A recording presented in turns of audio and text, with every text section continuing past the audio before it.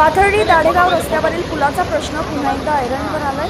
शहरात सुरू असलेल्या पावसामुळे नदीला पाणी आल्याने पुलावरून दुचाकीने जात असताना पाण्याच्या प्रवाहात वाहून गेल्याची घटना घडली। घटनेनंतर स्थानिक नागरिकांनी तातडीने मदत कार्य सुरू केलं असून संबंधित व्यक्तीचा शोध सुरू आहे।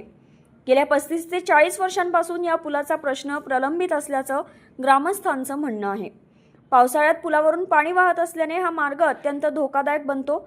यापूर्वीही अनेक शेतकरी, जनावरे तसेच नागरिक पुराच्या पाण्यात वाहून गेल्याच्या घटना घडल्या आहेत। त्यामुळे ग्रामस्थांमध्ये तीव्र नाराजी आहे। आम्ही दाढेगाव ग्रामस्थ सगळ्या ग्रामस्थांच्या वतीने आम्ही बाईक देतो की आमच्याकडे कमीत कमी 30 वर्षापासून प्रलंबित असलेला वालदेवी नदीवरील पूल आम्ही आमदार असेल, खासदार असेल, महापालिका असेल, नगरसेवक असेल सगळ्यांकडे मागणी केली, परंतु एकाने ही मागणी पूर्ण केलेली नाही। तरी आज जे अपघात करताय, आत्ताही सध्या आमच्या वालदेवी नदी पुलावरून आता एक नागरिक वाहून गेला, पल्सर गाडी आणि तो 2 नागरिक होते। अजून त्यांचा कुठल्याही प्रकारे तपास नाही। तरी याला जबाबदार सर्वस्व महापालिका, आमदार, खासदार, नगरसेवक हे सर्व आहे। आता तरी या पुलाचा प्रश्न सुटणार की प्रशासन पुढच्या दुर्घटनेची वाट पाहणार हे बघणं महत्त्वाचं ठरणार आहे। नितीन चव्हाण, आपलं नाशिक।